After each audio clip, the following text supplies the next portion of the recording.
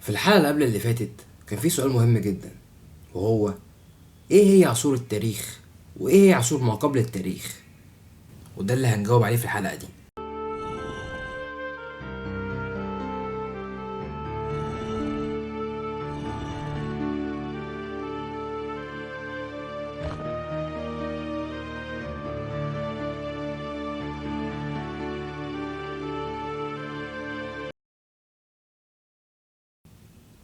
اهلا بيك في بيت الحياة قلب رعنخ. احنا دلوقتي قدام سؤالين مهمين جدا. خلينا نبدأ بأول سؤال: ايه هي العصور التاريخية؟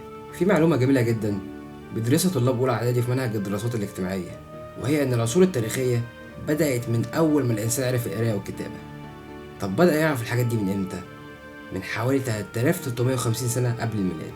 حتى وقتنا الحالي، يعني حوالي من 5370 سنة، كان الإنسان بدأ يكتب ويدون عن التاريخ. وعلى فكرة، من فترة 3100 سنة قبل الميلاد كان أيامها حكم الملك نعرمر، اللي هو الملك مينا اللي اتكلمنا عنه في الحلقات اللي فاتت. وعلشان كده قدرنا نعرف قصة الملك مينا، علشان أيامها كان في قراية وكتابة، يعني في تاريخ. وبكده يتبقى سؤال: ايه هو عصر ما قبل التاريخ؟ وده اللي هنعرفه مع بعض الحلقة اللي جاية. ولو استفدت متنساش تفيد غيرك.